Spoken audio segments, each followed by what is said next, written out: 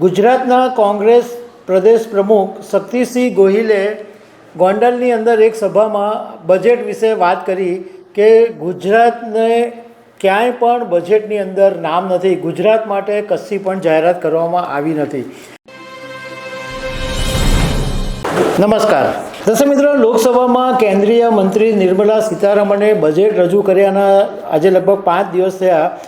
એ પછી ગુજરાતના કોંગ્રેસ પ્રદેશ પ્રમુખ શક્તિસિંહ ગોહિલે ગોંડલની અંદર એક સભામાં બજેટ વિશે વાત કરી કે ગુજરાતને ક્યાંય પણ બજેટની અંદર નામ નથી, ગુજરાત માટે કશી પણ જાહેરાત કરવામાં આવી નથી.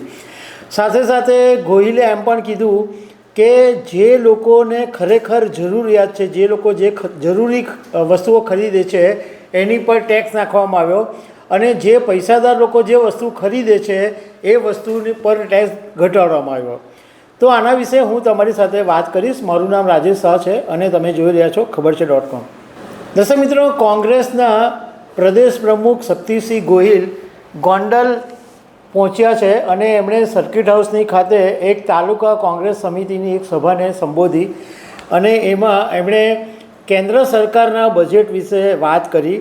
એમાં એમણે એમ કીધું કે ગુજરાત માટે આ બજેટની અંદર એક પણ શબ્દ ઉપયોગ કરવામાં આવ્યો નથી. મતલબ કે ગુજરાત માટે બજેટની અંદર કોઈ પણ વાત કરવામાં આવી નથી. ગોહિલે એમ કીધું કે આ બજેટ જે છે એ માત્ર ખુરશી બચાવો બજેટ છે, કારણ કે એમની જે સહયોગી પાર્ટી છે એનડીએ ગઠબંધનની, એ બિહાર અને આંધ્રપ્રદેશ માટે જ વધારે જોગવાઈઓ કરવામાં આવી, એમને ફાયદા થાય એવી જાહેરાત કરવામાં આવી. સાથે સાથે શક્તિસિંહ ગોહિલે એમ પણ કીધું કે બિહારની અંદર પૂર નિયંત્રણ માટે હજારો કરોડો રૂપિયા ખર્ચવામાં આવે છે, પરંતુ ગુજરાતની અંદર વારંવાર ઘેડ વિસ્તારમાં પાણી ભરાઈ જાય છે, પરંતુ ₹1ની ફાળવણી પણ ગુજરાત માટે કરવામાં આવતી નથી. એમણે એમ કીધું કે હમણાં નવસારી, સુરત, દ્વારકા, પોરબંદર એની અંદર અતિવૃષ્ટિ થઈ અને આવા સમયે સરકારે રાહત બચાવ કામગીરી અને પુનઃવસનની કામગીરી કરવી જોઈએ, પરંતુ આમાં પણ સરકાર નિષ્ફળ નીવડી છે.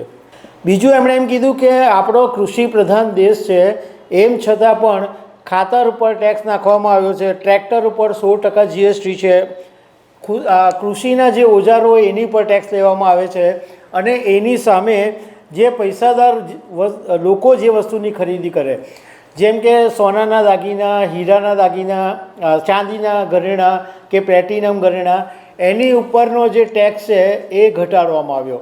તો આ તો કેવી વાત થઈ કે ભાઈ જે માણસો ખરીદે છે એમના માટે ટેક્સ વધારવાનો અને જેની પાસે પૈસાની તાકાત છે એ જે વસ્તુ ખરીદે છે એના ઉપર ટેક્સ ઓછો કરે છે.